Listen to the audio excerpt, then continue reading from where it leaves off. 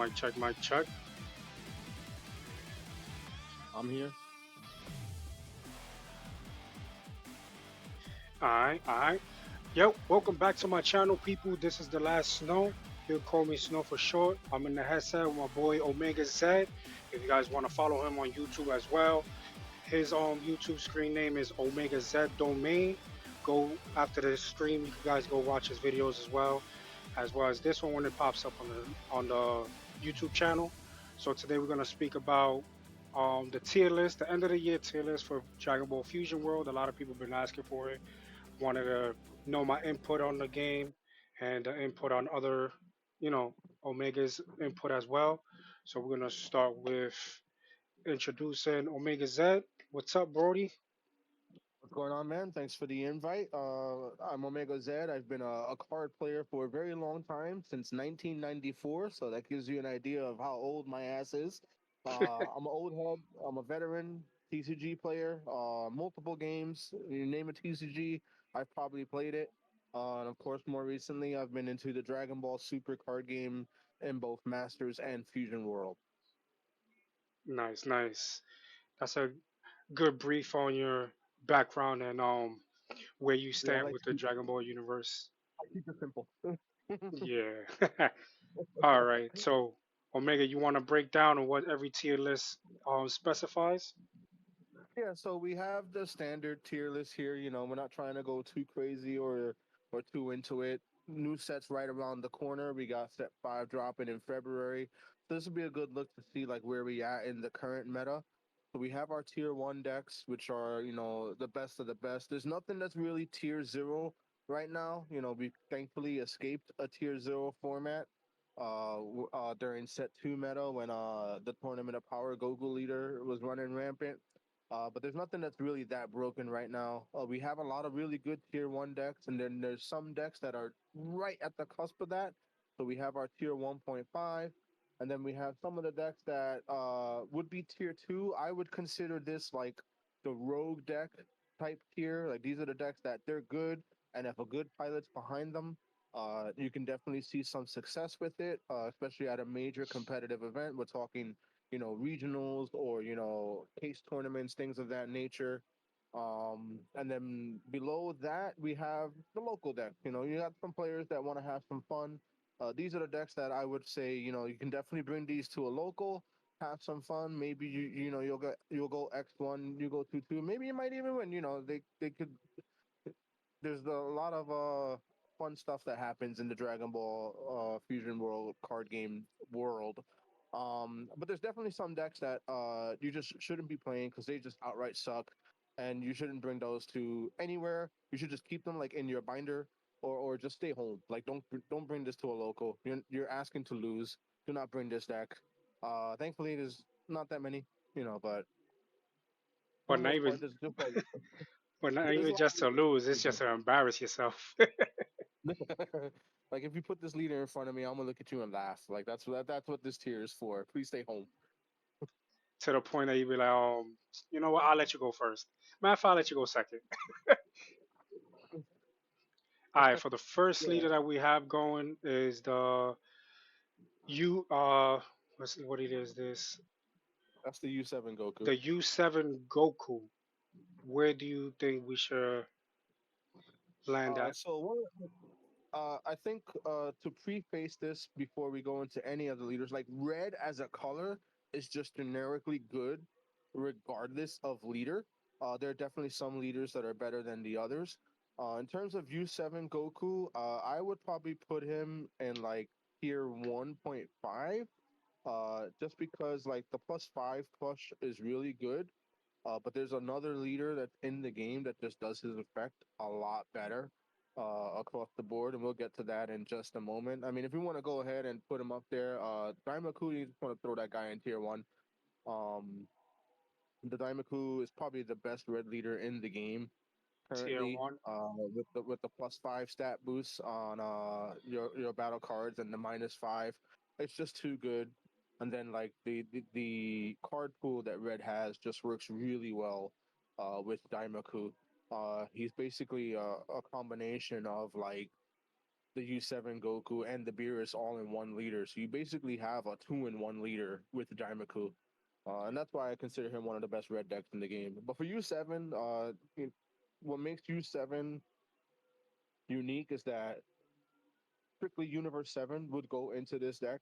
Um, and we've gotten four sets into the game, and there's a decent number of Universe 7 cards, but there's just been so many other generically good red battle cards that a leader like Daimaku stands above him, in my opinion.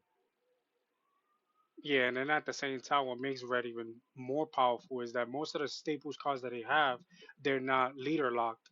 So that's what makes every red deck or every red leader just dangerous as it is because it's most of the staple cards are so powerful that they could be used in any of the leader decks.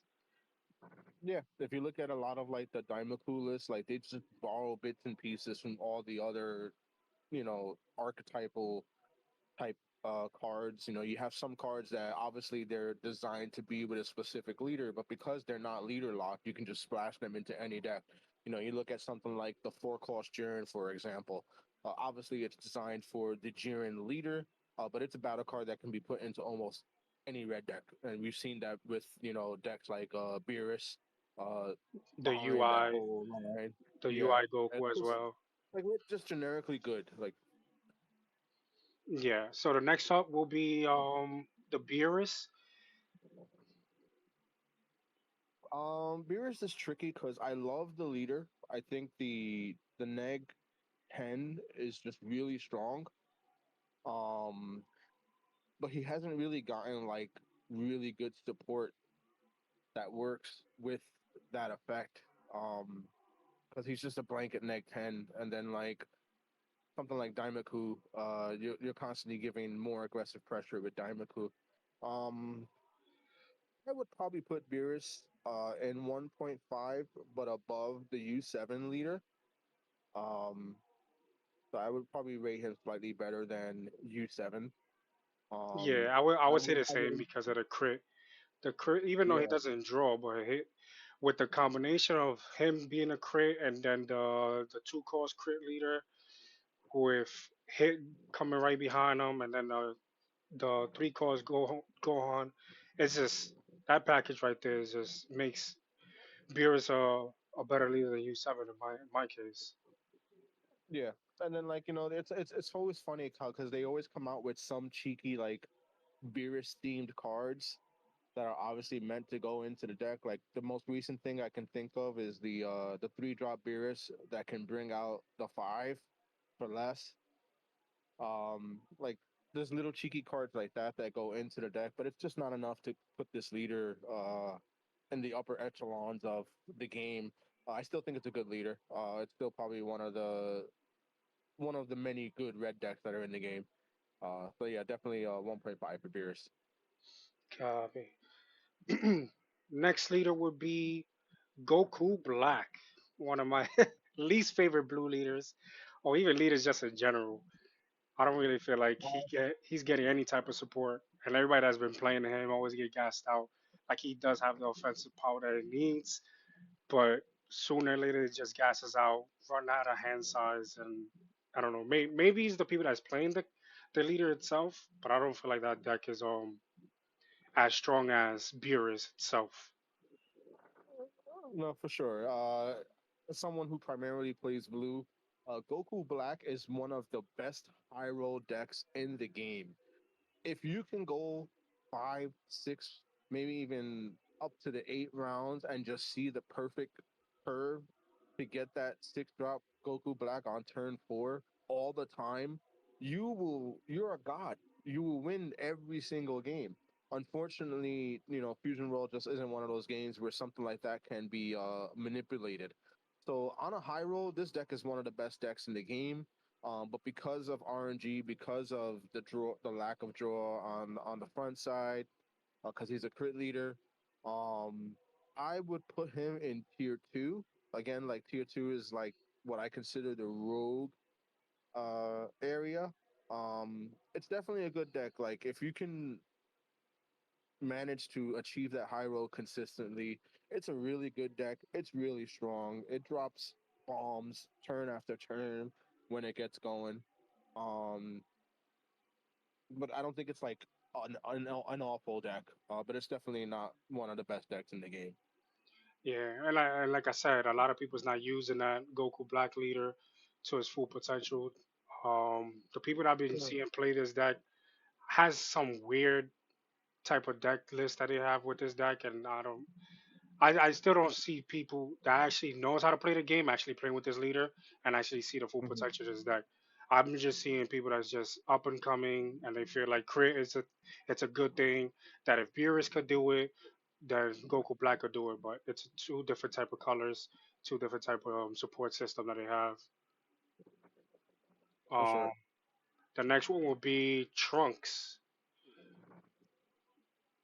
Hmm. So Trunks is one of those leaders that is low key, really, really, really good, and I just think that a lot of people are just afraid to play it right now, given the nature of where the format is currently. He has a lot of really good battle cards. You can take the time to read some of the cards. I think it's the ring that lets you summon guys from the bottom of the deck. Um, it's just really strong. It can put a lot of aggressive pressure. There's obviously better blue decks, but Trunks is just one of those decks that I think gets slept on a lot. Um, he's somewhere between tier 1.5 and tier 2. I would probably put him above Goku Black. And maybe as we get down the list, maybe it'll be adjusted into 1.5. But I think I would see this as a high tier 2 leader, only because the bottom decking of all the different like two drop trunks that you have and being able to play them back with the Vegeta battle card. And I think there's an extra card. I'm blanking on the name right now. There's a lot of tricks that this deck can do. And again, it's just one of those decks that like you have to be someone who's super dedicated to playing this deck, knows the in and outs of it. We're gonna have a lot of decks that are like that, where it's like, oh, this deck is actually really good if you put the time and the effort into playing it and knowing all the matchups and stuff like that. And Trunks is one of those decks that's definitely there. I don't think he's quite up there yet. When set one was out, I thought he was one of the best blue decks in the game. Yeah, But then as we definitely got more was. cards into the card pool, the leader effect just kind of started becoming less and less relevant. But it's still a good deck. You know, that's all. That's all I can really say about it. It's one of the best decks that can take advantage of the peel off loop. You have the Haru and the Haru card that gives it the plus 1,000. It's just a good deck. Like it does a lot of really good tricks. And it's a good blue aggressive deck. Unfortunately, we have a better blue aggressive deck in the game right now. That I would say you'd play over this guy. Yeah, and then at the same time, you could just bounce back your cards, but at the same time, if your opponent has like a board, you could bounce back a three or less. Because right now we're in a position that there's a lot of three cards, battle cards on the field that their effect are good, that you can't keep them on the board. So bouncing them Mhm. back to if you don't got anything to bounce back on your end, you could definitely bounce back on their end. So like that, they could just restart their process again and Yep. just give them a little setback. So yeah, I could definitely see it, but a lot of people don't play Trunks for some odd reason. But I see why is it tier two because yeah, tier two is basically decks that are actually good, but people just surpassing and just looking at the top decks and just giving it a Yeah. go. But these Trunks and Goku Black are definitely a dangerous deck because a lot of people, since a lot of people don't play it, a lot of people don't remember the deck list that they actually use. That they'll catch you sleeping and probably get some wins here and there at locals. And if you play on client, you can play on client as well, and it can become a dangerous deck as there too. The next one would be Android 17, everybody's Uh, favorite green leader. it's the best green deck in the game. This is tier one. There's nothing that really can't be said about this deck that hasn't been said before. I would probably put it slightly above Daimaku just because the ramp is insane. The ability to play multiple battle cards because of that ramp, it's just too strong. And then its top end is just basically a bunch of six drop double strikers, eight drop Broly, and like it just throws bombs after bomb after it's whittled away your resources with all of its regular battle cards. It's strong. I like it got better when that four drop came out, and like that four drop is just insane. There's no way for this deck to go down unless they do some type of limit or restriction to a card. And any future support, any future Android support that comes out, is just gonna make this deck better. And it's the best green deck in the game. Like, enough said. And then at the same time, with the Napa that everybody's using with this is just ridiculous because Yeah, Napa is like just a any heavy good hitter. green card that comes out has a home in this deck, especially if they're not leader locked. Um, like Android's just he's just too strong. This is a good deck. Yeah, definitely. But you know, you see a lot of people playing Android and they still don't know how to play it. They just it's just a it's like since he's at top and everybody's seeing it at top, everybody think they could play that deck and feel like they could win automatically. Nah, it doesn't go like that. You have to know what you're playing and how you go by each turn. But you know, we'll see what happens. Especially when there's rumors that there's a ban list coming up. I still feel like even if Android 17 does get hit, I still feel like it's still gonna be on top as a green Yeah, leader. it's still gonna be a good deck. The most they can do is maybe they'll restrict the four drop to one, so you're less likely to see it. And even that wouldn't stop it because it still is just such a great aggressive green deck, with ramp. Um, so I guess time will tell if we get any type of restriction on it once set five comes out. So it'll be interesting to see. But as it stands right now, best green deck in the game. Yep. All right. And the next one is Green Gohan, Team Gohan. Uh, how the mighty have fallen. Yeah. Um, I still think this deck is good. Uh, I just don't see a world where it's doing better than most of what we've talked about right now. I feel like it sits on locals only, just for the gist of it.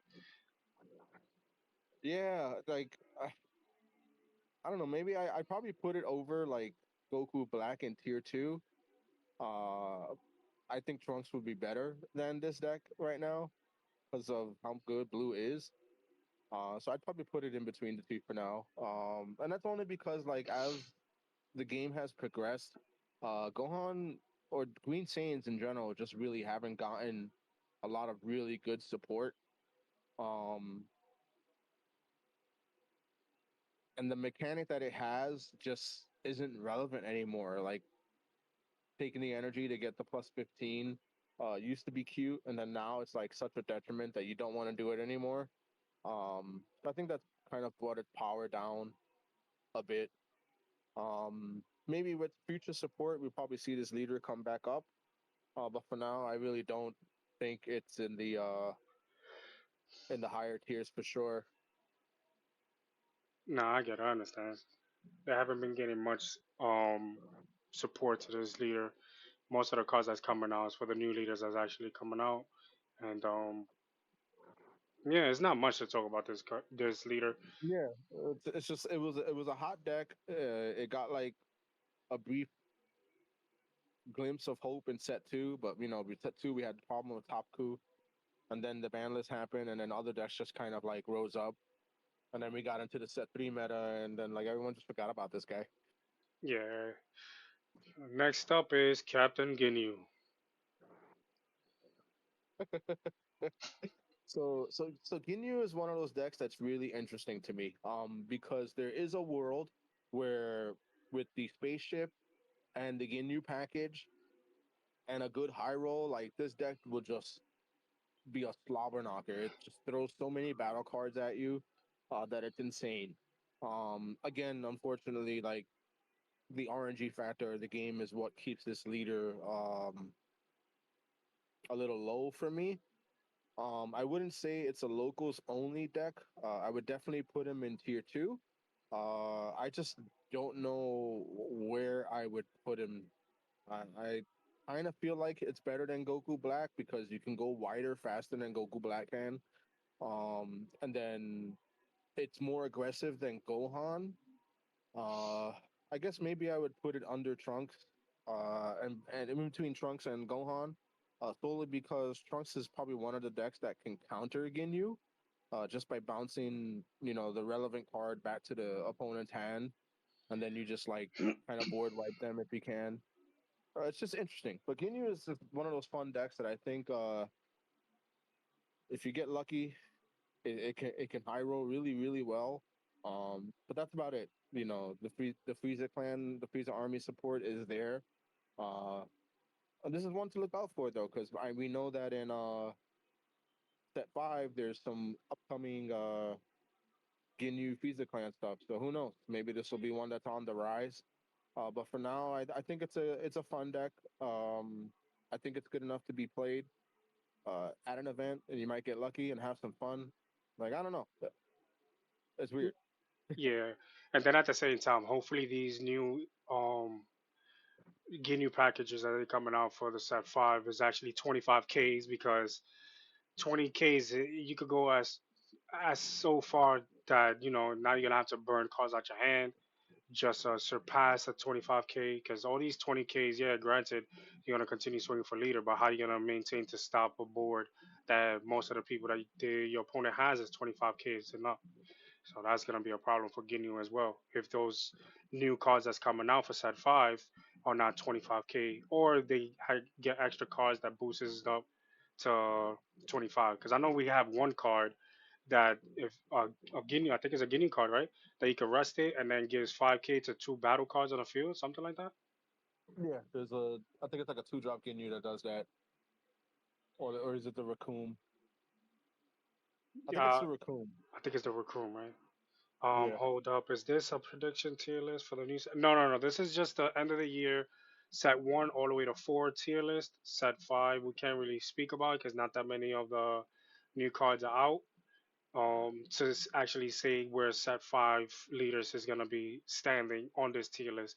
This is end of the year, set one all the way to four, and then how they came apart along the way to finish the year.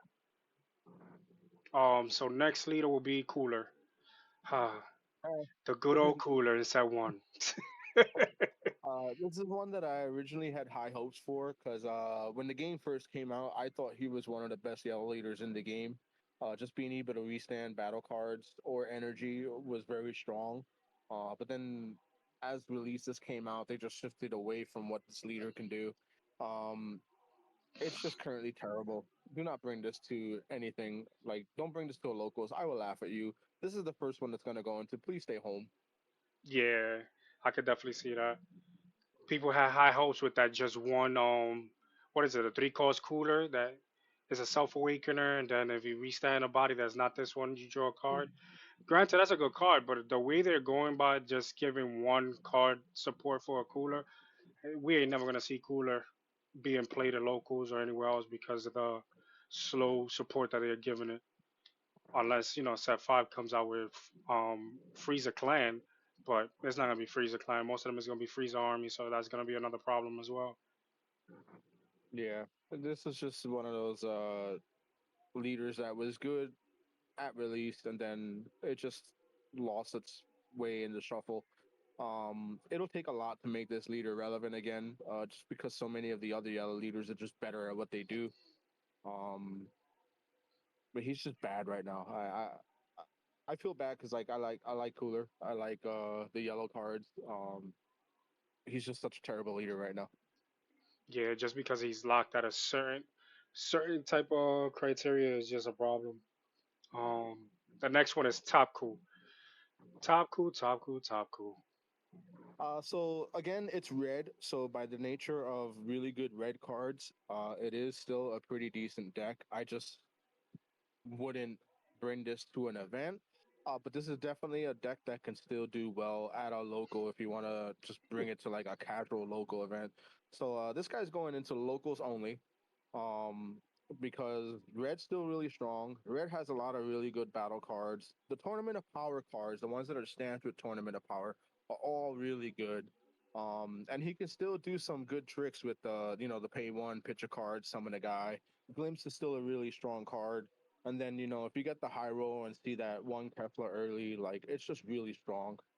Um, it's just not great anymore because you don't have the wombo combo of being able to do multiple Keflas into Sun Gohans, or even like it just lost its power. But it's still a good red deck, and just any red leader that's currently available right now, by the very nature of it being red, is good. Yeah, what he said, Taku isn't that good anymore. The good red cards just barely saves the deck. Kefla and Gohan hard carry that. Yeah, that's definitely true. And then for the next set, they actually came out with that Kaba. Kaba, I think it recycles a card from your discard pile back to your hand. So that would have been a Mm-hmm. different. That would have been an additional combo for Taku. Would have made Taku definitely one of the only decks. Topcool basically, what is it that we was just what we was talking about? Topcool reshaped the game because everybody ended up leaving the game. That we was like, yeah, you don't belong in playing in this fusion world because you don't know what you want to do.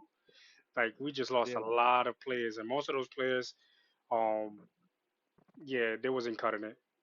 The next one would be Zamasu or Zamasu, however you pronounce it.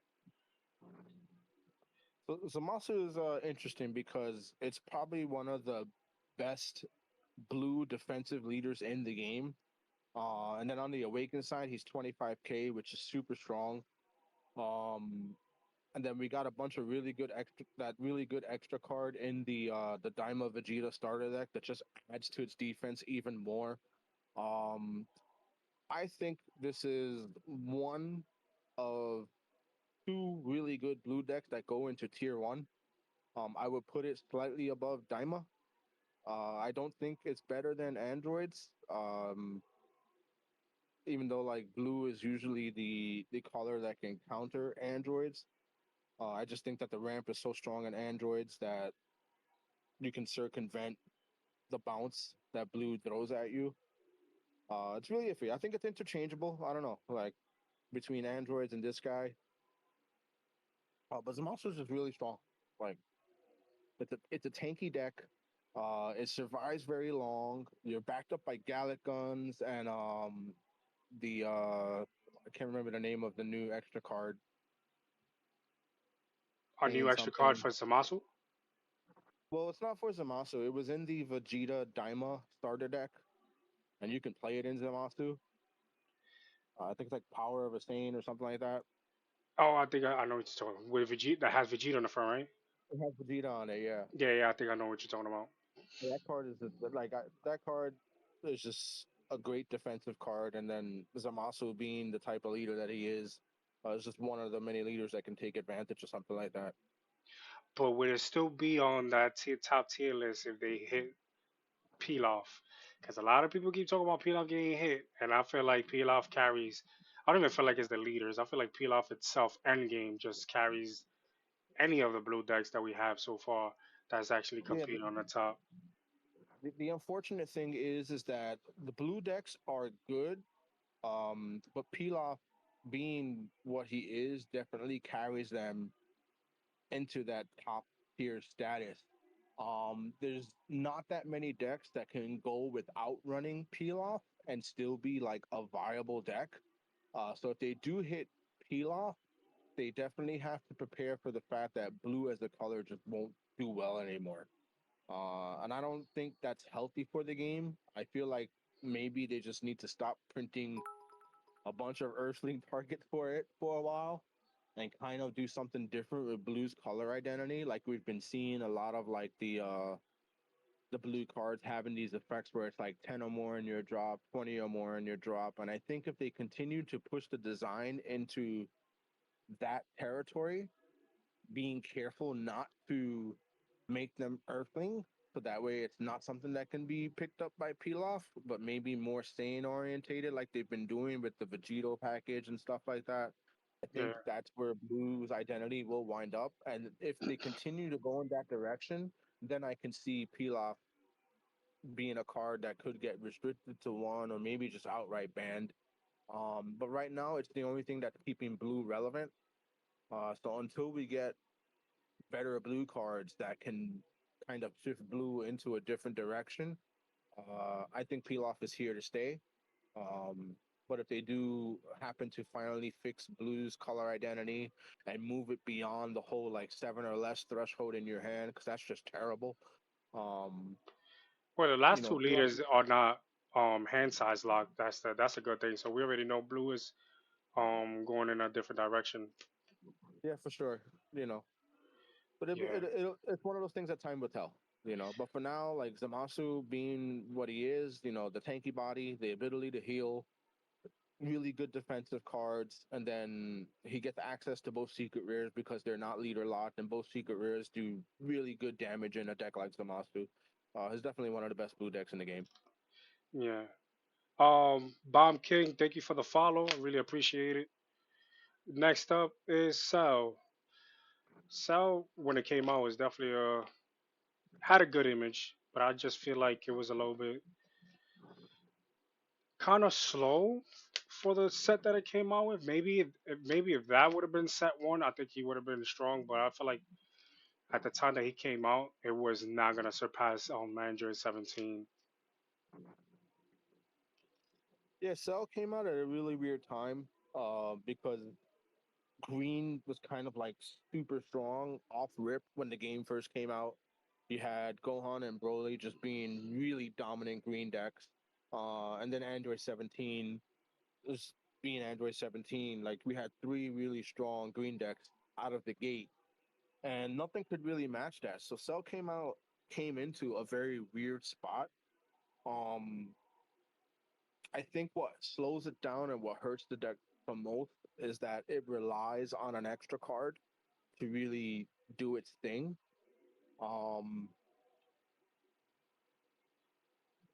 so it winds up being like one of the weaker green decks in the game, but I still think it's also really good. And I would probably put it in tier two, maybe just slightly above Gohan. But I see him, you know, he's still able to do some damage just because like Green does have some really strong cards. It has access to the same cards that are in Android 17 for the most part. Yeah, And then its end game is just a bunch of eight drop cells back to back to back that can, you know, really ruin a person's day. Um, but again, it folds to anything that's like super aggressive, which is if you look at the rest of the tier list, like red's up there, it just folds to red. yeah. And then with the new cell card that they came out with, that I think you summon it, and I think you gotta rest the cell card to special summon the cell arena for free, something like that. Yeah. So yeah, I guess they're trying to like give it a push so it could be easier to bring out that cell arena. The same thing with the Vegeta that we have now, the Green Vegeta, that they have the three cost Vegeta. Look at the top 10 cards, and if you get into the Moonlight Field card, you can easily special summon into the field. So I see where they're trying to go with try to get Green into focusing on their field cards, but it's still going to be right behind Android 17. Android 17 is just a different type of breed. Yeah, like Android 17 and the leader effect is just better than what Cell can do. Like the ramp is nice, but being able to swing for 30k over just like a standard 20 is what makes Android 17 in my opinion be over this leader. But again, like this is one of those things where like once you see what you have to see, it's a super strong deck. The problem is it doesn't have enough to get there in a very consistent manner. Yeah, that's definitely sure. On like I said, some of these leaders on paper looks good, but once you start playing it, is when you actually see what the leader is all about with the support that it has. Next up is your favorite, Yellow Vegeta. Well, I was Yeah, a Yellow I mean, fan too before Black came out, and I stick to that. Even though when there was I know you remember when there was a competition between who was better, Frieza or Yellow Vegeta. When the top whoever was out, I kept playing with Yellow Vegeta because I feel like Frieza. I don't feel like Frieza was actually that good when it came to set two.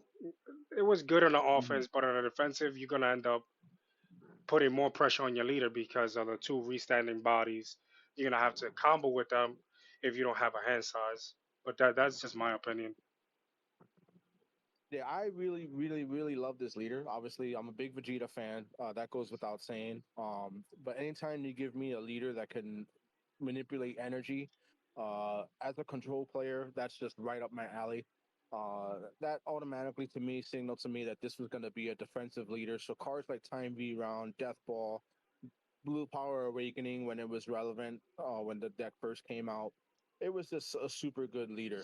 I mean, yeah, I played Top Coup when set two was out, but the instant that Top Coup got nerfed, this was the deck I fell to, and I have been playing him ever since. I 1000% believe that this leader is slept on, and people just are afraid to use him. This is probably one of the best yellow leaders in the game, if not one of the best decks in the game. And that's just because like I've sat with it and I have piloted it for months basically. I mean, you guys, I played with you and the rest of the group. You guys have seen what I've done with this deck. So I'm not just blowing smoke up my own butt here.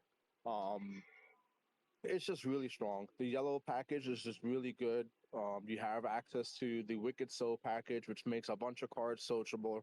It has one of the best board wipes in the game in Final Explosion. We got a little bit of support in the last set with the 5-drop Vegeta that locks two cards. Like the deck is just really strong.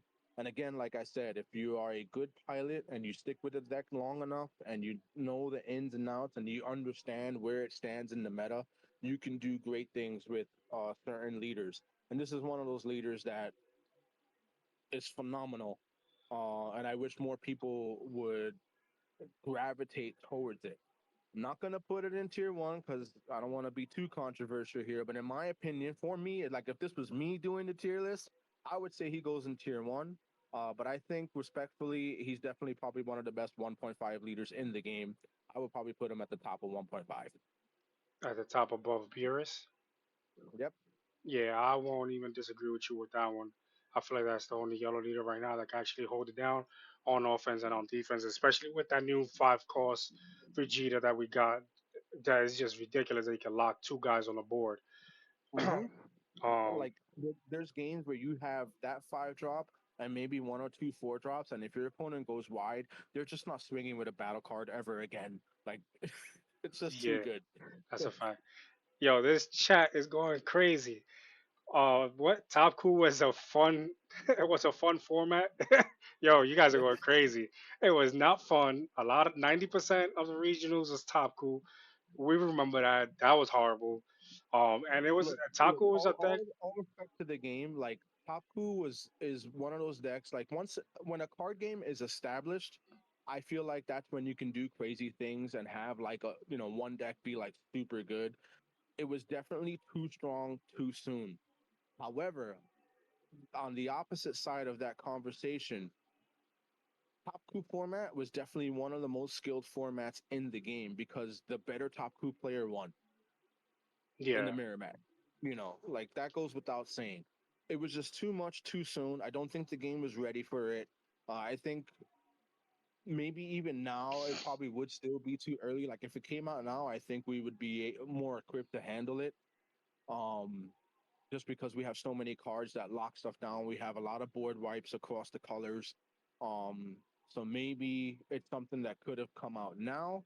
And I understand why they did it because they were trying to generate excitement. And one thing that people have to think about, Bandai is a Japanese company, and the way the Japanese marketing works versus how things are marketed here in the States or in European territories, the way they view creating excitement for a game is if everyone is talking about this deck, it makes people want to buy the set that hot deck comes in.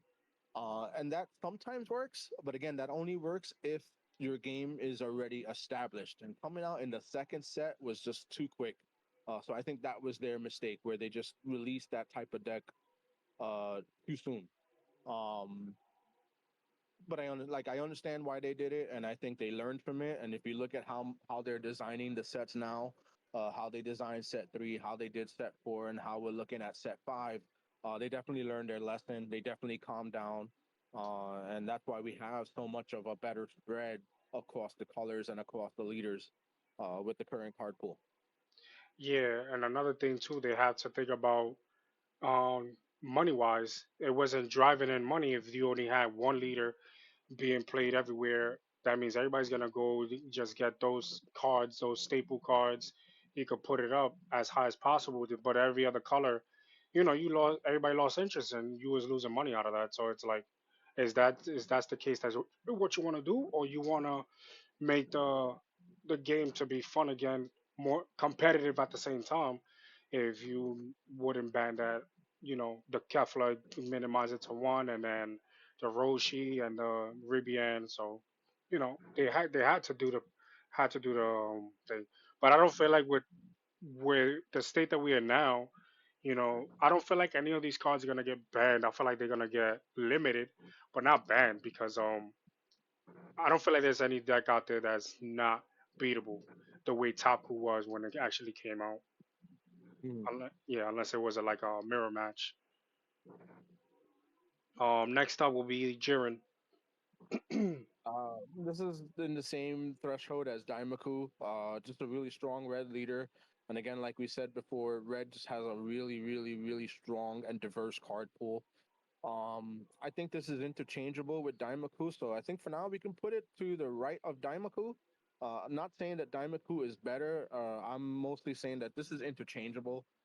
Maybe even higher than Zamasu, depending on what your tournament's looking like. Um, so don't don't take this as we're saying Jiren is the worst tier one leader in the game, but Jiren is just ridiculously strong. The four cost card is almost a problem. The new six drop that it got recently added to that threshold, and then you got access to the Goku Secret Rare because it's not leader locked. Jiren is just really strong. Like there's not much more that I can say about it. The fact that he can tank just like Zamasu, and he's a red guy, so you have access to the red battle cards, and there's so much negging, there's so much power boosting. It's just a really insane card. It's a really insane leader. Super strong. I don't see this one going away for a while. Jiren Yeah, is still top tier. yeah, definitely for sure. That deck is still, and it's crazy because that deck doesn't even draw. So to have a deck that doesn't draw on the awakened side, unless it gets hit, it's you gotta give that deck respect, especially when it's a 25k leader swing, which they even stopped producing leaders like that. Anyways, you got leaders that only swings at like 25 to 30, but they not sitting on 25 to 30 defense. So which is kind of good as well. Next up is Halo Cool or Dead Cool, however people want to pronounce it. For I mean, it's a blue deck. It's dead cool. He draws two, which automatically puts him over every blue leader in the game. Um, we've seen this deck come out of the woodwork. Satan City has been around, going into two sets now. Came out in set three, got more support in set four, and it's just super strong. Um, the high school package is just ridiculously good. It's probably the most aggressive blue deck in the game. I don't know exactly where I would put him in tier one, but he's definitely tier one for sure. Uh, Probably me the top. personally, I'll put him above Zamasu, honestly, Yeah, that because of I the agree with aggro. that. Because I think it also does give androids a run for its number. So I would put it over androids. That's just me though, but yeah, we could. like it's interchangeable in a way because like that matchup is 50-50 for sure.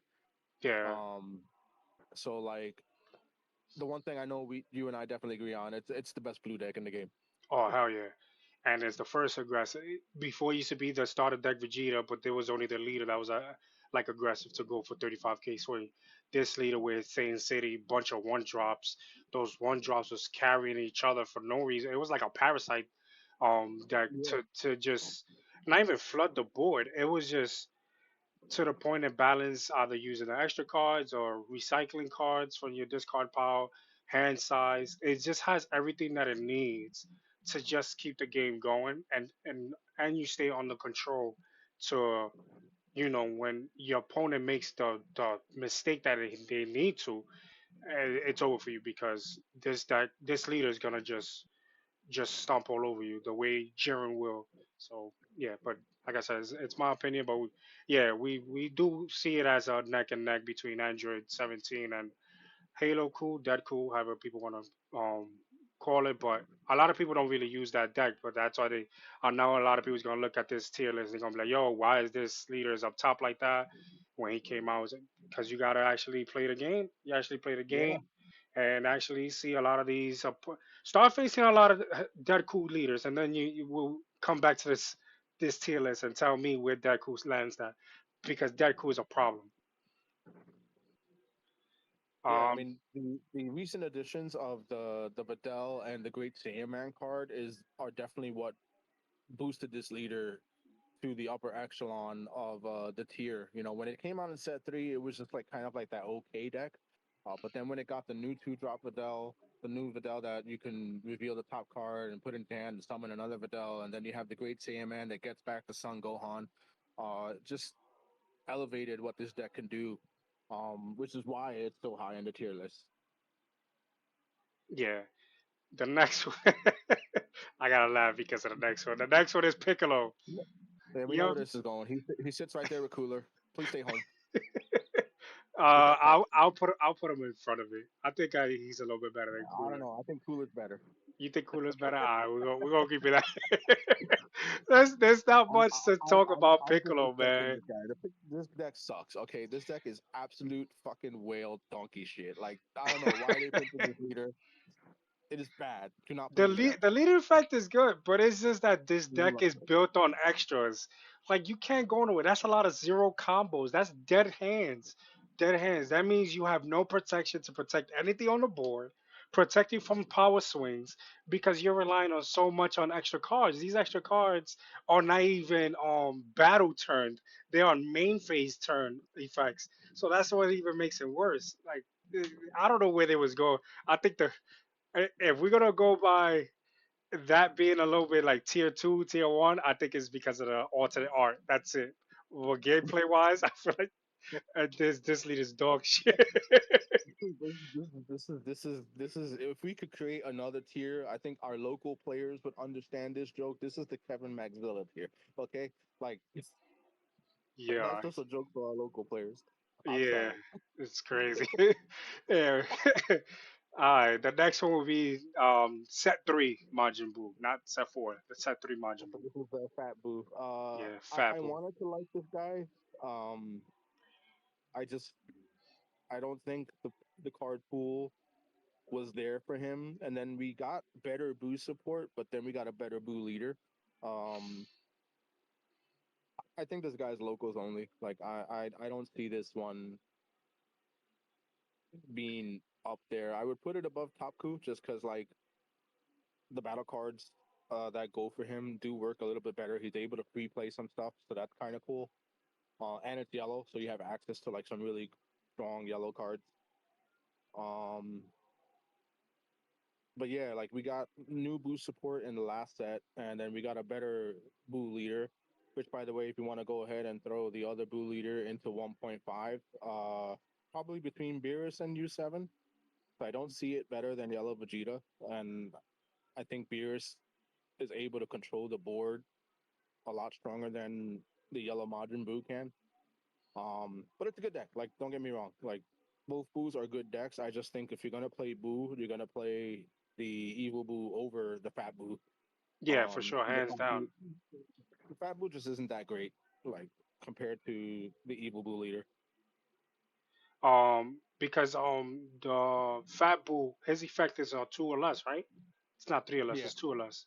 So yeah, correct. that's what makes it even worse. Because even with the new Majin, even though with the new Majin Buus, you can't even use it because it's locked into Wicked, Wicked Souls, Mm-hmm. and yeah, that's what makes it even worse.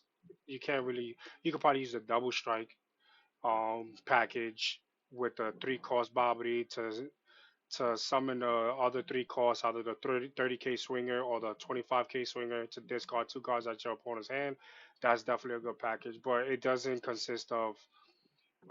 I think it's more of a defensive Fat Boo because most of the two drop that you're gonna be posting on the board will be either the searchers or the blockers. I don't really see Or it. even the barrier guy that lets you draw one when your opponent attacks with a three drop. But there's so many Um, ways to avoid that as yeah, well, though. it's easy to play around it. So Yeah, way is what was way too easy. Now it was set three. It was probably kind of fun playing that card, but set four going into set five, you already see there's not a lot of three costs coming out, and you could just work around it. So that Bobby with the barrier just go down the drain as of now. But for the evil Majin Buu to be tier 1.5, yeah, I can see it that way. Because it does have a starting and the ending of the controlling the board, trying to control your opponent's hand as well. Because you know your opponent's gonna try to keep his hand healthy to the point that it could just block off most of your swings. But with the discarding two cards at your hand, if you're over six, is kind of good. And then with the double strike, um, to put pressure with the 30k swing to restand. Yeah, Majin Buu definitely has the potential to be strong. We're just gonna have to wait and see what Set Five comes out with, if they come out with support for Majin Buu. yeah, the Evil Boo, like seeing that deck list top sometimes always surprises me. But then when I look at the field that he's in, I you don't see the other leaders played. Like the deck loses to Yellow Vegeta, the deck loses to Red Beerus, and the advantage of Evil Boo is that if you go into a major tournament or maybe even like a local where your locals is kind of sweaty, you're probably not going to see those decks, so you'll do well with it. Um, so like I'm not trying to like crap on the leader. I just there's the world that I live in where I'm like this leader shouldn't be topping the way it is, and that's because no one's playing a lot of other decks out there. Yeah. Next up will be the first Black leader, which will be SS4 Goku. Goku GT is interesting because when we got Black, we got this leader and we got Bardock, and when they first came out, both were very like interchangeable in terms of the list. Yeah. Um, and then in the recent set, we got more support for SS4 Goku, and that didn't really help it too much because we got a better black leader. Um, but in terms of the two main Saiyans, and I know that Baby Vegeta is technically a Saiyan, but I'm talking about like these guys are Saiyan only, and not Machine Mutant or Brainwashed or anything like that. Between the two, I do think Bardock is better than the SS4. But SS4 is also a really good leader. I would put him in 1.5. I don't think he's better than most of the ones we have in 1.5. I would probably put him over U7. Um, Maybe over the Boo. I don't know. It's weird. It's one of those leaders that's kind of like he can kind of fall anywhere in that list. Because again, it depends on the matchup knowledge, matchup experience. It also depends on whether or not you see the cards that you want to see. Um, but it's a really strong deck. It has a lot of really good battle cards, especially the ones that are locked into him. You got those four drops that are really good. Uh, and it has access to one of the best secret rares in the game. The four drop GT Goku SCR is a super strong card. Yeah, I don't It's have just to really good. rely. There's nothing that's like really fancy about this deck. It's just a really good technical deck where you draw what you draw, you put down battle cards, and you swing with them. Like it's just super basic. There's nothing really like complicated about this deck, and I think that's what makes it attractive and what makes it so good too, because it's just very low to the ground, does what it needs to do, and it does it well. Yeah, I definitely feel where you're coming from with that, and I do actually put that above U7 and Majin Buu because I feel like it could go aggro. Because the thing with Majin Buu is definitely a good balanced control deck, but if Black gets into the point that they go aggro, I feel like Majin Buu will be against the wall against any of the black leaders. That's how I feel like any of the black leaders right now, it's better than the Majin Buu Evil because you have the three cost Bardock that could swing twice. You have the two cost bodies. Now with the Great Ape, you can summon a free pass on a two cost. Could be the Trunks or it could be something else. It's just peer pressure if he starts swinging two to three times a turn against Majin Buu. Um, I feel like Majin Buu don't have nothing to come back from it. Yeah, you could just wipe the board with your, what is it, a final explosion? That's what it's called. In yellow, yeah, final explosion. Yeah, final explosion. But then you're killing a turn to not have a to summon a battle card. Meanwhile, black could summon 2 to 3 battle cards depending on what they have in their hand or in the deck list. So yeah, I just feel like SS4 Goku is definitely better than the U7 and the Majin Buu. But when it comes to Yeah, Beerus, I feel like Beerus, like I said, Beerus, depending on the whatever they have on their hand first, is just the neg of the mind, the crit, and then once it awakens, they have bodies that connect -5, -10, 15. It just becomes a problem because now you have to protect what you got on the board. Meanwhile, they could just because Beerus with that first of all, I keep forgetting Beerus got that new support, right? I think it came out for set 3 or set 4, the 3 cost Beerus that you could pop it off the field, discard 1 card to summon a 5 cost Beerus. You know yeah. which one I'm We talking talked about. about it. We talked about it earlier when we were discussing Beerus before. Yeah, But that card is a problem. it's a fun card. You know, again, it just depends on whether or not you draw it in a timely fashion. Hmm. I do like that the 3 drop Beerus that we're talking about is a self awakener because on play you add up to one from your life to your hand with it. The activate main is you pay 1, you place that 3 drop into the drop, and then if your leader is God of Destruction, you get to play up to 1 Beerus with 35k power from your hands. It summons the 5 drop off rip, um, which is super good. You know, on 4 you're playing your 5 drop Beerus, so you know I Yeah, think it's one of those cards that'll get better once we see more 35k Beeruses come out if they go that route. But it is leader lock, so that's why we talked about it before because it's specifically for the Beerus deck. yeah. Well, specifically for a leader with God of Destruction in its traits, which right now it's only Beerus. Yeah. Next up will be the UI Goku for red. Yeah, I mean this particular leader is weird to me, because the leader alone to me is kind of mid. I do like the effect that it can kind of like copy the attack on one of that, but like that's only on one specific attack, so it's easy to play around. And then again, like I said, because red is the color that it is, it just has generically good red cards. It's an okay leader.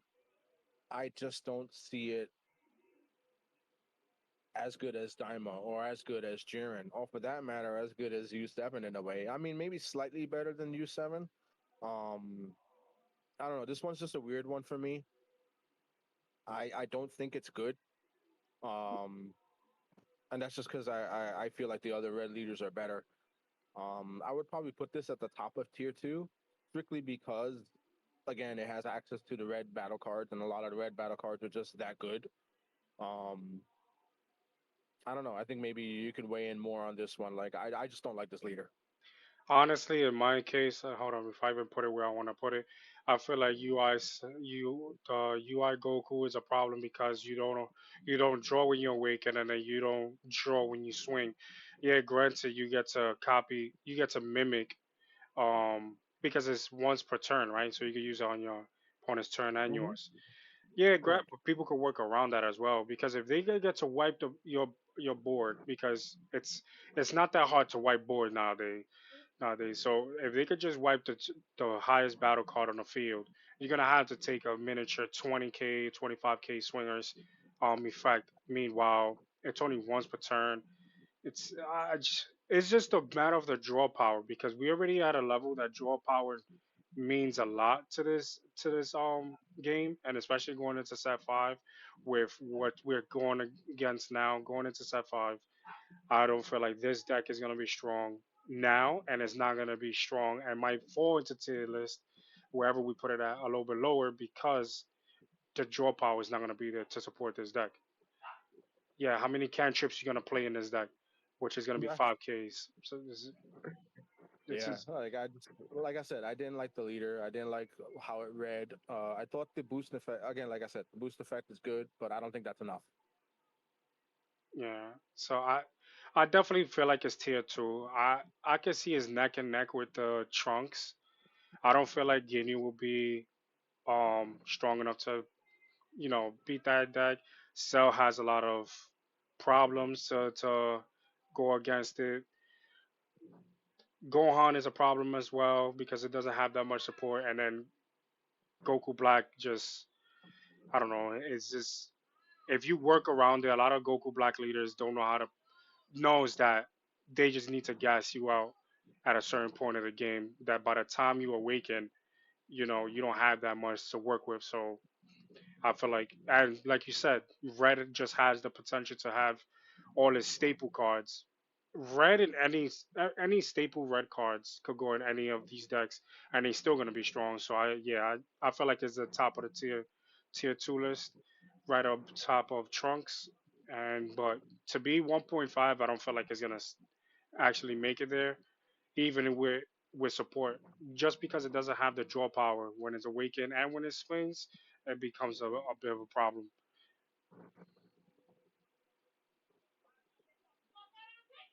The next one is Gohan Adolescence for blue. Yep. So this is probably going to be one where I have my hot take. Uh, I think this leader is really strong. I think it's really good because it's the other leader in the game that has access to the Satan City package, and you just differentiate it a little bit. Like I don't know if you saw in our group chat when I was talking about the list that I had for this guy that played the extra card and then played the Vegito to get back the ones from the drop.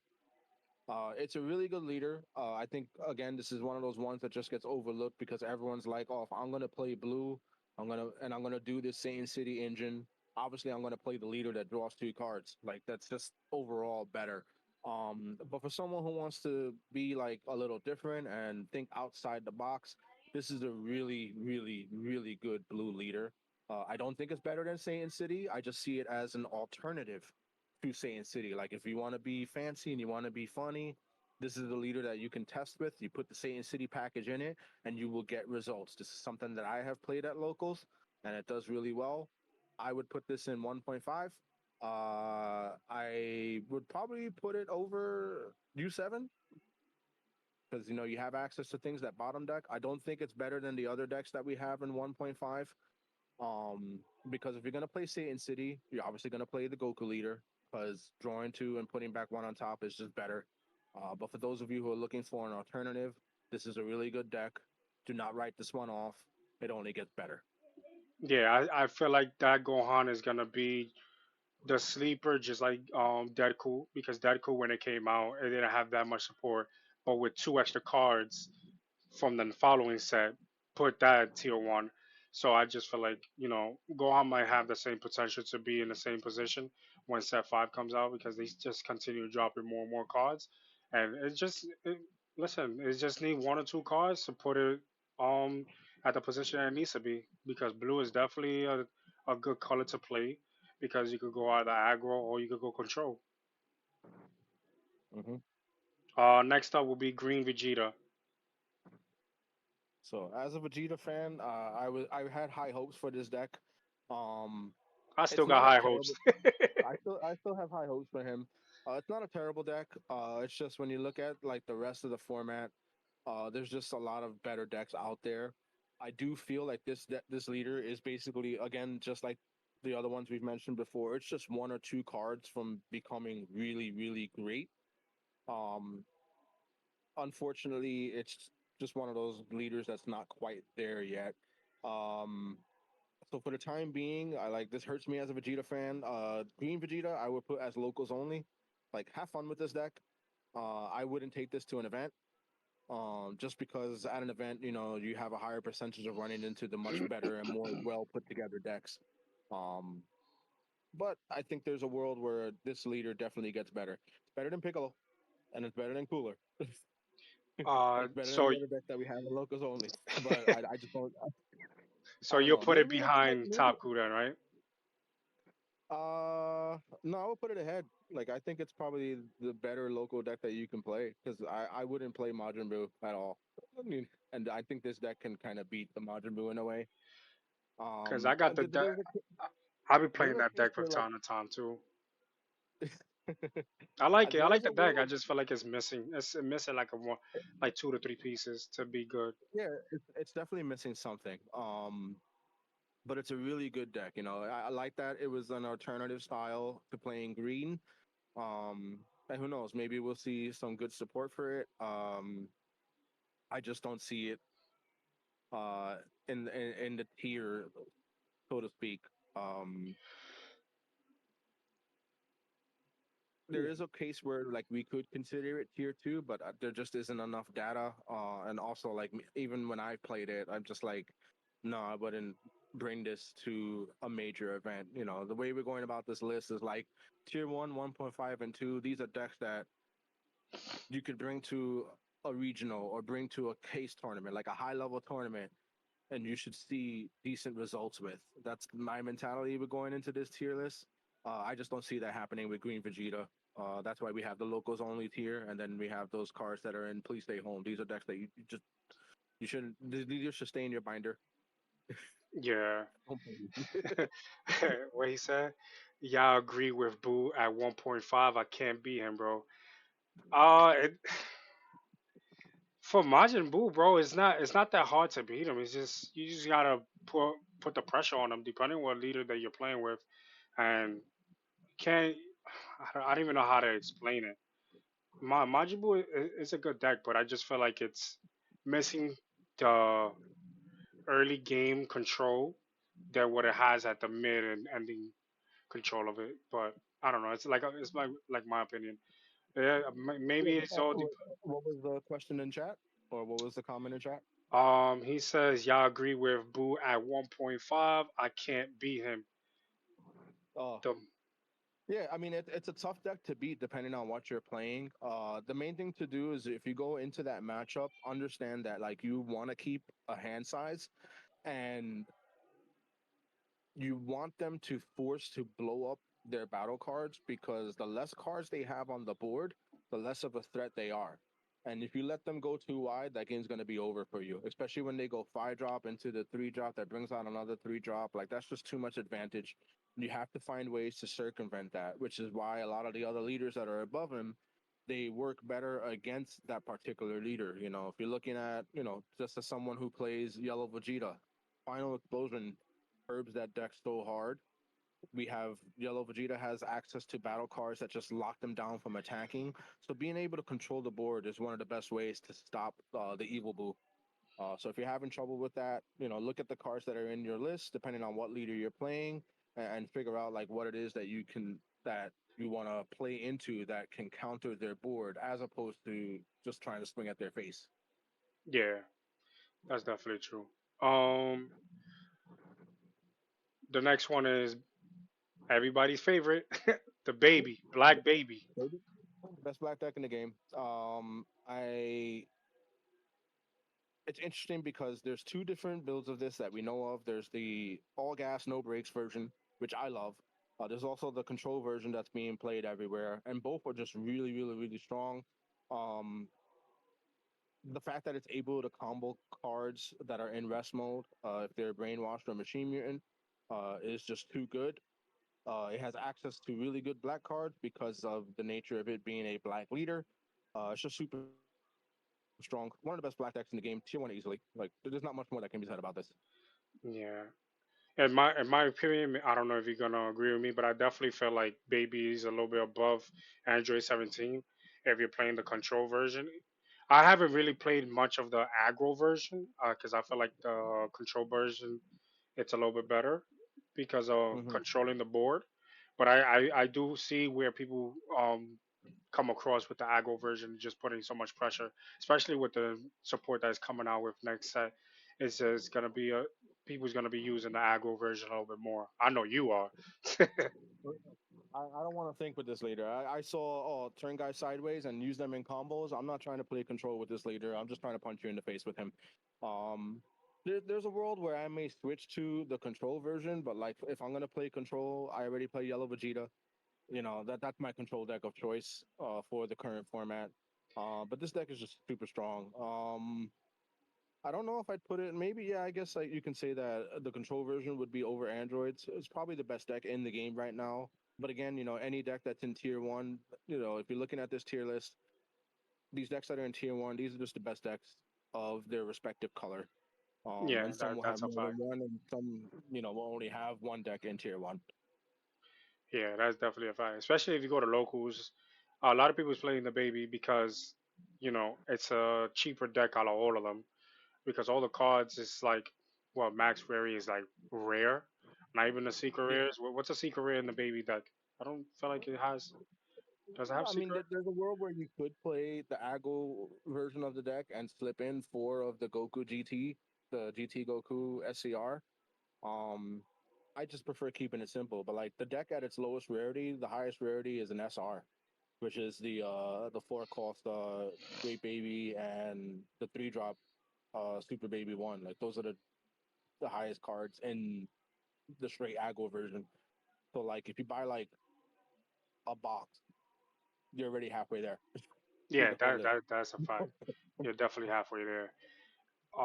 And then if It's you just good, buy them, I really like when a TCG has something like that, where it's like, hey, I'm thinking about getting into this game. What should I buy? And then your option is you can buy a box and get like 90% of this deck, or you can just buy into this deck and spend like under $50 and have the whole core right there. you know, if you don't want to be fancy with it, you could definitely Yeah, build this deck under $50. not like me. I'm fancy. Yeah. Next up, lost but not forgotten. Nah, I feel like he was forgotten. Is the starter crew? Yeah, Stardicle definitely fell off. This was my main deck of choice for a lot of the regionals during set one. It's a really good leader. Again, like we said, this is a broken record at this point. Red being red just has access to a lot of really good cards. Yeah. Um, I think it's better than the UI strictly because of the +5 and the fact that I can draw off the leader swing. Um, but there's also a case where like I don't see this deck doing as well as the others. Um, it's somewhere between locals and tier two. I don't know. That's kind of where I see it. It's definitely fallen off. Maybe when we get like it's one of those leaders that's weird because it's like, oh, it's fallen off. Maybe if we get better red support, it'll be better. But then you look at the other leaders that we have on the list, and like if we get any better support, those leaders will benefit from it more. So it kind of just gets stuck where it's at. Um, but it's still a good deck. I think it's local. I wouldn't put it in a tier. But that's me. Um. Yeah, I can see where you're coming from with that between locals and tier two. Maybe at the top of tier. I mean, maybe at the top of locals. Probably, yeah. Yeah, probably. Yeah, I could definitely see it right there. Because people's not gonna see this deck anymore just because he got Diamond Cool that does the same thing he does, but at the same time it minuses five on your opponent as well. So yeah, I don't really feel like Starter Cool is gonna be not a threat, but people's not gonna look at him anymore because you got other leaders that does act more than just giving it a 5K boost. Hmm. Yo, who said that? Somebody said in the chat, put him next to Piccolo. Nah, you guys are disrespectful. Come on. That's one thing about Nah, this about Fusion World. I don't feel like none of the red even though how bad the leader effect is, I don't feel like none of the red leaders should be at please stay home because red no, is they're just all good. the Like red is staples just is just red is crazy. all good. Like it doesn't matter which red leader it is. The card pool for red is just so good that the card pool alone benefits the leader. Like Yeah, that's a fact. Next up, one of the ringleaders that has been at the top of the food chain for quite some time is Blue Vegeta. I mean, Blue Vegeta is just really strong. I think as the game progresses, we're definitely going to see the power creep kind of putting him down, and we can kind of see that potentially with this upcoming Vegito leader. But as it stands right now, the way the card pool is and the format, Blue Vegeta is just still really strong. I'd probably put it somewhere between Beerus and the SS4 Goku. Um, and that's not to say like those decks. beat it 1,000%. These are just all the decks that kind of like fall into that territory where like they're good, they're just missing that like that extra oomph to put it in tier one. Um, and then as the formats grow and as more sets come out, I do see Blue Vegeta kind of going down in power. But right now it's still really strong. It has access to blue, which has really good cards. It's just a good leader. Like it's generic. He hits big. Um, I think it's tier 1.5. Where it falls in the list that we have currently, that I'm not sure. Maybe I see a world where it's between Beerus and SS4, and then at the same time, I also see it where it's like just under the Evil Boo, but above the Gohan and the U7 Goku. In my opinion, I feel like it's between Yellow Vegeta and Beerus, honestly, Mm. because the bounce back really controls a lot of the board. Um, yes, you keep your hand at seven, but then at the same time, 35k swing once per turn is kind of a bit of a problem. Especially you got a lot of cards that just bottom decks or bounce back into your hand that your whoever's going against it is gonna have to restart their board again, and Mm-hmm.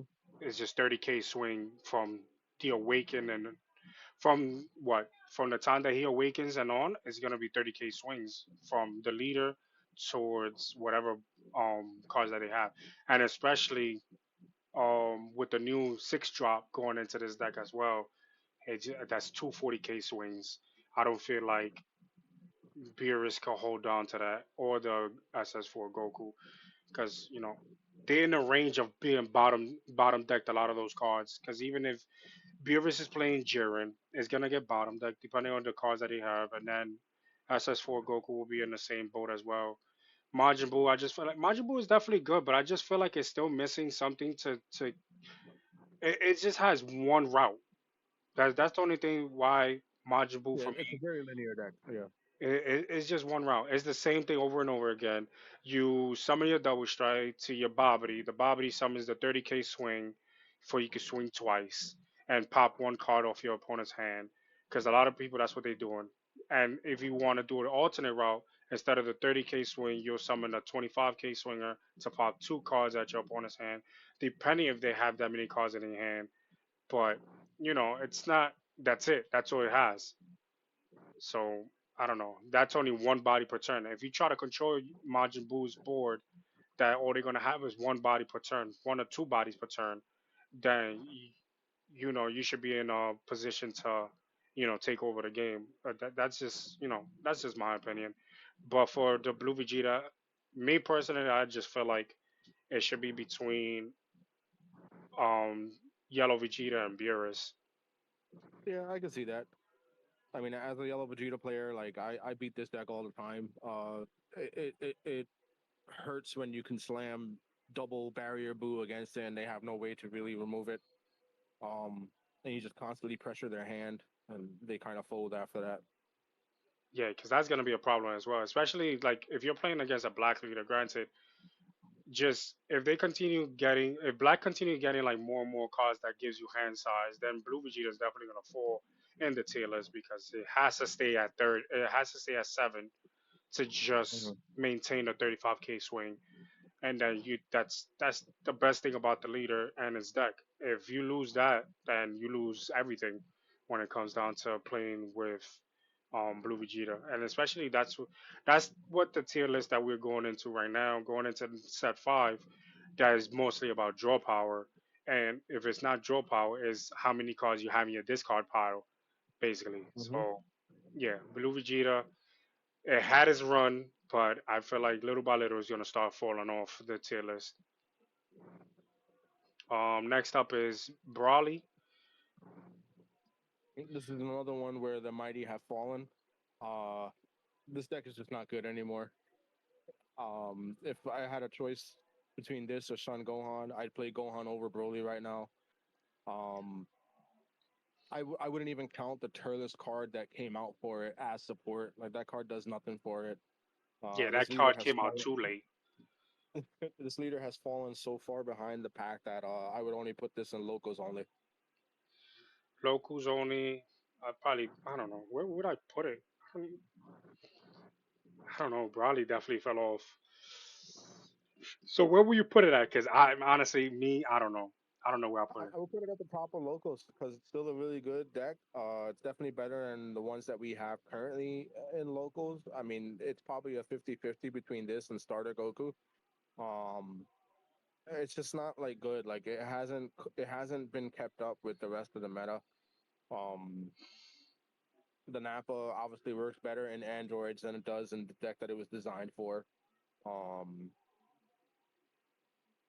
yeah, it's just weird. Like Broly's just really in that weird spot. I think if it gets more dedicated support, it'll probably climb back up. But right now, with the way the card pool is, it has just lost its power and it's lost its it lost the power that it once had. Yeah, I think what they need to start doing is when it comes down to like releasing new cards, they gotta start not leader lock, but like let's say like I think we have one card that came out as a Saiyan lock. They gotta start doing that because if not, every card that comes out for green that's actually strong, everybody's gonna use it on Android 17, and Android 17 will never drop in tier. But that's just us. Bandai probably has another vision compared to us, but that's just my opinion. I just feel like at this point of the game, if they want to see more and more different leaders on top, they should start doing either leader locks or you know um, whatever race they are locked as well. Next up will be Frieza. Frieza is still good. You know, it has access to really good yellow cards. It's just a matter of contention of whether you play this over something like Yellow Vegeta or Evil Boo.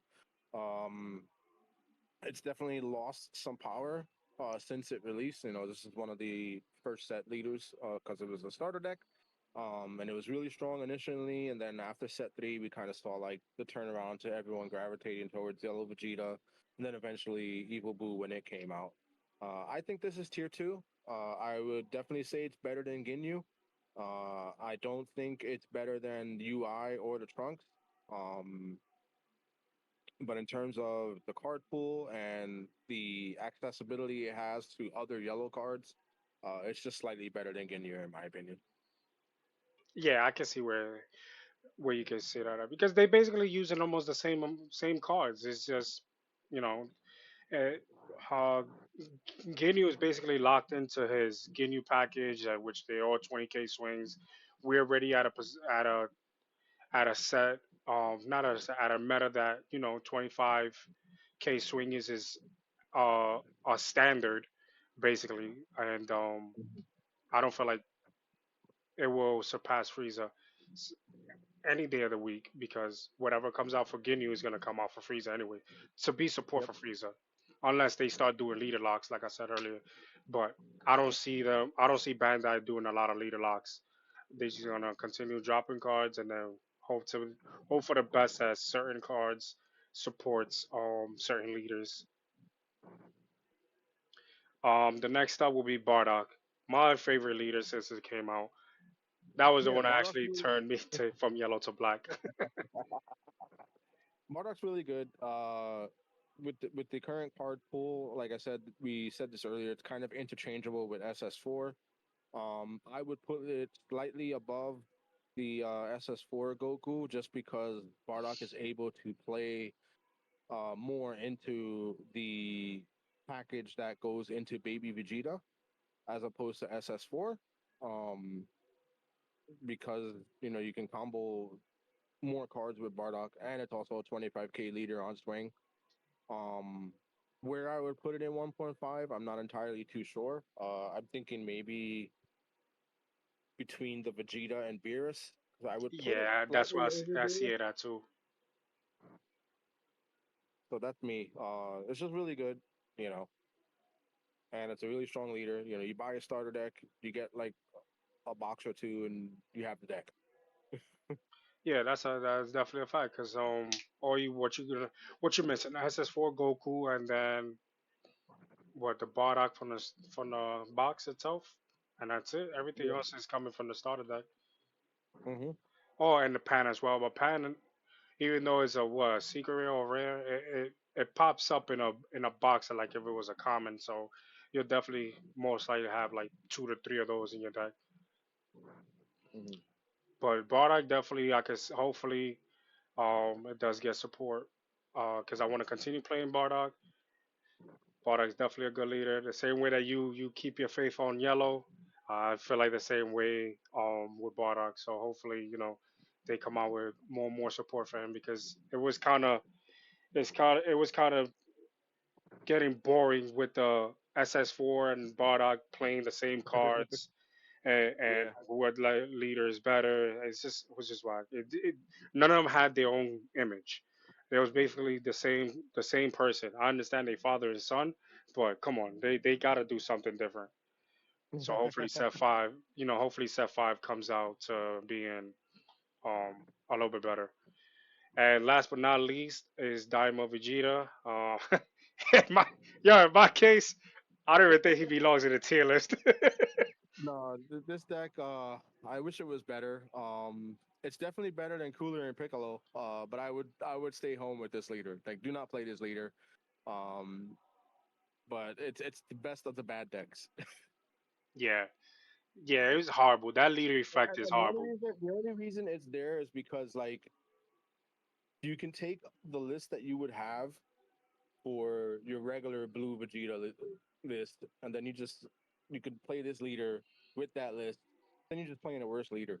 So Yeah, there's not much to say about it. When they came out with the two starter decks, I thought it was gonna go hand in hand, like which deck will be better. Cause they did their thing when it came with Bardock with that starter deck. Um, I mean, we got the Marin in the starter deck, and that's about the best thing I can say about this leader. Like, this is the way you get Marin. yeah, and you would think it would be actually a little bit higher in the tier list because Blue has so many cards that could give it a boost. But for it to be bottom decky on one cost, how you possibly try to bottom deck a 5 to 6 cost off the board? I don't know. Come on, man, that's not even a good. I just feel like they was just bored and just built it, and they want to come out with an alternate art version of it too, which is like a slap in the face. That's because they know there's Vegeta fans out there like me that will try it. But, like, even I was like, this leader's just bad. Yeah, definitely. Yeah, and that's the tier list. We have one, two, three, four, five, 6 leaders in tier one. 8 leaders in tier 1.5. 7 leaders in tier two. Locals only have 5, and then please just stay at home will be 3 leaders, which is not that bad, honestly. Um, Yeah, at the end of the day, the idea is when you're playing a card game, you want to play it because it's fun to play. And Fusion World is a very fun card game. And then if you want to take it up a level and play competitively, there are a lot of options to play this deck on a competitive level. You can head to your locals. They got ultimate battles. Some locals do some good pricing with their tournaments. And then you have, the regional circuit as well as, other major events that go around the country. If you're lucky enough to live somewhere that has a lot of that, it's a fun game. yeah, and then at the same time, for everybody that's watching the stream and watches this on YouTube, this goes well with the client as well. If you guys play the client, the tier list is practically almost the same. Um, I once you'll see most of the tier twos in the client, depending on where your ranking is at. Once you get above gold, then you start seeing the tier one list. Besides, the U7 and the Gohan, but everything else that you see on the tier list, you'll definitely see. But once you get to like top of the master rank, the 6 leaders that's on the tier list, those are the leaders that you will actually see. So a lot of people, on the chat that's actually questioning some of the leaders that we have, like the Zamasu, the Jiren being there, the Beerus not being in tier one. Um, we basically did this tier list to balance out um the client, which I play mostly of, and then Omega trying to, since he goes to regionals and ultimate battles a lot, he's his opinion is towards the locals IRL. So, we try to like mesh together both, and this is what we came out with. But this is definitely the way our tier list should be looking like. That, yes, is definitely our opinion, but the more that you play the game, the more that you start to realize why our tier list is the way it is. Um, any last words, Omega?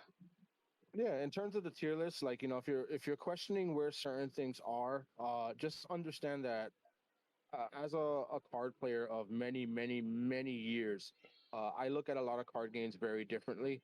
So if it appears unorthodox to you, that's because I'm coming from almost 3 decades worth of card game experience, and I just looked at the card pool. I've played with every leader that's been on this thing, and if you listen back to our explanations, I explained why this leader may be up there. For example, I know people are like looking at 1.5 and they're like, why is Gohan in 1.5? So if you go into the section of the video where we talked about the Gohan, I explained that the list between this Gohan and the Deadku, Halo Ku, they're almost interchangeable. It's just one leader is definitely better to play than the other one. But if you play this other leader and you understand what your list is going to look like and the card pool that's available to you, there's certain tricks and certain combinations that you can do that put that leader in that upper echelon. And it's not a bad leader. That's just one example, for example. And Yellow Vegeta being at the top of 1.5, that's personal bias. But again, like most of you probably like, I've never seen Yellow Vegeta do well. And I think that's the thing. Not a lot of people are out there willing to think outside the box and sit down with a particular leader and do well with it. Snow can attest, I have obliterated people with this deck, and I've been going at it since set three. Like, you can vouch for me on that one, right? Yeah, yeah, for sure, for sure. Because I used to play Yellow Video. If it wasn't for Barda coming out in black, I always said it when I first started playing Fusion World that I'll stick to Yellow because Yellow came out with Cooler. I was a fan of Cooler.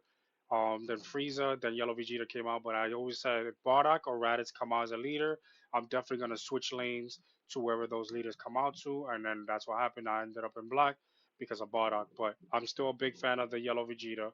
Um, but yeah, with the support that Yellow Vegeta has now, a lot of people is not gonna um agree with our tier list, but you have to play the deck itself. You have to play it a lot to understand where our tier list is coming from. Our tier list is us playing against it and playing with with the leaders to actually see why we are ranking them where they are. Like I'm a big fan of the Green Vegeta because I have the deck. I play it a lot. I played uh, on the client, but it's missing a few pieces that some of these other leaders in tier 2 and tier 1.5 that it has the potential to win, but it gasses out at the last minute. So if set 5 comes out with the support that it needs for it to not gas up as fast as it does, then that could be probably in top of the tier 2. But to make it to tier 1.5 and tier 1 is going to be most likely like 2 sets from now if they continue coming out with support for that deck.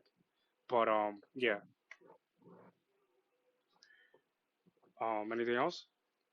No, that's it. Thanks for having me on. I hope this educates a lot of players and, you know, keep playing the game, keep trying things out, and have fun. That's the most important thing. Yeah. All right. No, no problem, bro. Thank you so much. It took us some time to actually get this together because both our schedules not um aligned to try to stream this earlier than usual. But it at least we got it before the year ended, so that's definitely was the good thing. That was our goal to do Yep. this tier list before the year ended, and for set 5 leaders to come out. We'll probably do another tier list uh, with the set 5 leaders just for the fun of it. Nothing that Hmm. serious, but to see where does all the where all the other leaders come out on in the tier brackets. So we'll definitely see where that falls on. But if you guys like this video, definitely gonna be up on YouTube at the end of the night. We're gonna try to edit it as much as possible so like that I can actually post it. But I appreciate Omega for tuning in. Um, if you guys are already following me, you could definitely follow him as well. His domain on YouTube is Omega Z Domain. If you guys want to follow him, I definitely will be tagging him on the YouTube video as well. If you guys are new to my channel, press that follow button, subscribe to my channel. Appreciate you guys for tuning in on YouTube and on Twitch. Go ahead and go to his YouTube page as well. And like I said, hopefully you guys enjoy the stream, and I'll see you guys tomorrow. Later, everyone. Yo, thank you so much, Omega, and I'll keep texting you on the chat. No problem, man. All right, later.